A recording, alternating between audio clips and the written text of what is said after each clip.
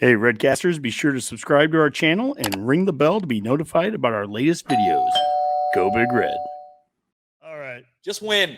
Just win. That's it. Let's move on to the final defensive group here, defensive backs. We look at the left side here, Omar Brown, senior, 6'1", 200. Quentin Newsom, senior, 6'1", 185. Marcus Buford, junior, 5'11", 190. Isaac Gifford, one of the single-digit players, junior, 6'1", 205. Tommy Hill, maybe having a little bit of resurgence, junior, 6 foot, 195. Javier Morton, junior, 6'2", 195, and then Deshaun Singleton, junior, 6'3", 205. Rob, we haven't talked to you in a little while. I guess when you look at the left side of that column there, what are your thoughts?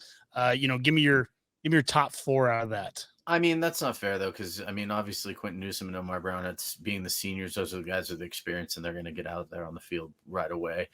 The one guy that I'm really interested to see is Tommy Hill. It seems like there's a lot of chatter about him out there that he seems to be kind of coming into his own right now. I've heard multiple people talk about it. You see people on Twitter talking about it. And I think outside of that, I think there's going to be a lot of rotation in this unit. And I think that it'll be interesting because this is the one unit for me that's going to have to step up a little bit this year, just because to give the defensive line guys a little bit more time by covering some of those receivers on those pass plays. So it'll be interesting for me, I think. Obviously, Malcolm Hartzog, that guy's a ball hawk. He's probably going to be like the next – he'll be an NFL guy, I think, in the long run. He might be like a special teams NFL guy to start, but that guy just plays with heart and head. And, he's not the biggest dude, but he's out there playing harder than anybody else. And that's the kind of people that, make it like within college football and then beyond. So, yeah. When you mentioned Malcolm Hartzog, so you got to the right side of the I did. I'm sorry. I see him playing a lot. So no, I asked you kind of the starters. I think you jumped to a good spot there. Mike, I'll ask you this after we go through the right side here. Kobe Brett, sophomore, 6'2", 215. Corey Collier, another SEC transfer, Florida guy, sophomore, 6'1", 190. Malcolm Hartzog, Rob, you talked about him. Taman Lynham, sophomore, 6'2", 185. DeAndre Barnes. Now we're getting into the freshmen, 6 feet, 175. Dwight Boodle, the second, freshman, 5'10", 170. Eric Fields, who came here, I think he was the linebacker that came here and has moved back to defensive back. Yep. And they really like him there, 6'1", 195. Ethan Nation, if nothing else, he makes the name team. Yeah. Freshman, 5'10", 160. Sincere Safiullah, freshman, 6'2", 175. Ramir Stewart, freshman, 5'11", 200. Mike, you see that right side there. What jumps off the page for you there? Who do you think is going to be the big contributors in addition to Malcolm Hartzog? I think it's a no-brainer. The guys that the two main guys you've named in the offseason here would be Eric Fields, a guy that's just a ball hawk, got a motor that doesn't quit, and then Ethan Nation's a guy that's been turning heads in camp, a true freshman who's come in, and it seems like he's showing himself and holding his own. So I would say, like, if I had to choose two of those guys, it sounds like Corey Collier, the transfer from Florida, is not caught up yet. I was a little confused about that. Oh, I felt like that he'd be a good guy as a rotational guy, but apparently he's still learning, we'll say. So yeah, to me, I think the two guys that I like on the right side would be Eric Fields, who is going to probably play that rover position. I would think they're going to move him all around from linebacker to defensive back, and then Ethan Nation, who's been turning heads in camp. Kyle, Isaac Gifford. There were 4 guys last week that were given the single-digit number. 2 guys on defense. One of them was Reimer, and the other one we really haven't talked much about. Gifford.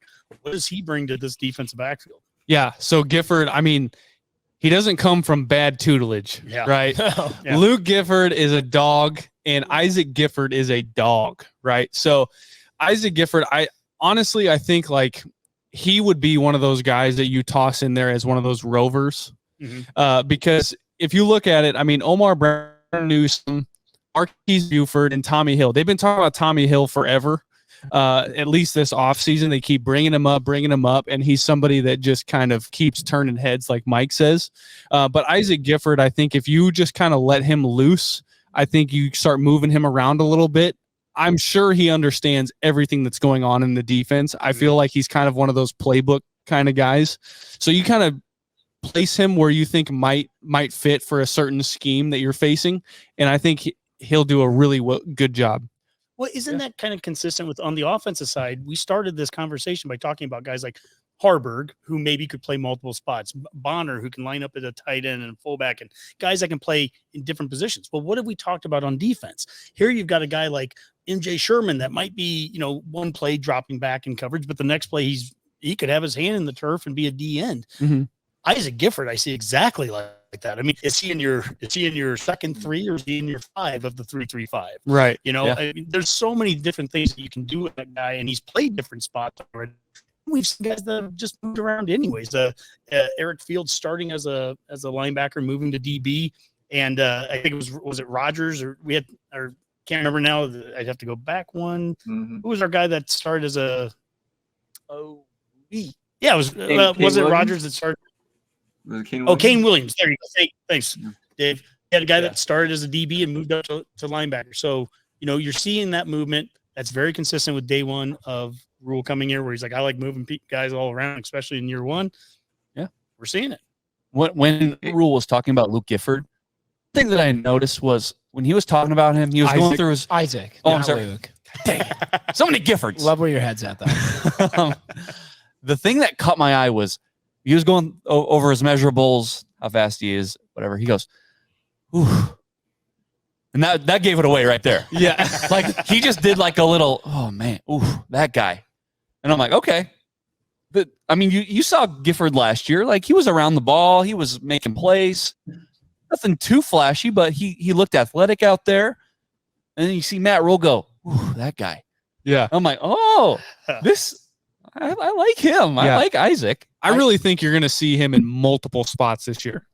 I can tell Jared was passionate because even while he's recounting what he saw, his hands immediately went to the hips. Yeah. Like, he was just so excited. He's like, oh, would you look at it? yeah. Would you look at that? I could tell you were excited. I'm glad that you didn't bring up Frank Gifford though, because I mean I don't think Yeah. it's been a while. Is that too far back for you guys? I know you guys are kind of That's too far back for everyone, Rob. Yeah. Rob is the oldest person on this podcast. We're gonna start watching some old 80s television and game shows. And I know we're running really long, but I am just literally curious. Who do you think is the starting? I guess in a 3-3-5. If we presume there's 5 starters here, who you name as starters? I know Buford's still dinged up, right? So I don't think he's eligible. Probably Buford. I mean, Newsom's a no-brainer, and right. I think Tommy Hill's going to be the other corner. I think you'll see Hartzog and maybe Omar Brown being safeties, and then you've got Gifford in at a like the rover position. That's my guess. On day Brown would be your other safety. That's been my question. Okay, that's my guess. I don't know anyone watching. Feel free to throw out your starting secondary too. Yeah, and Omar Brown's another guy where you kind of hear rumblings about him, not too much, but he's one of the seniors on that team. I mean, you guys, this overall team is so young. I mean, look at the right side. I mean, you got Hartzog over there on the right side, and he's probably the best player on at least at that position, right? This team is so young. Hopefully Omar Brown can step up as that senior, even though we haven't seen much of him, but hopefully he can be that experienced guy.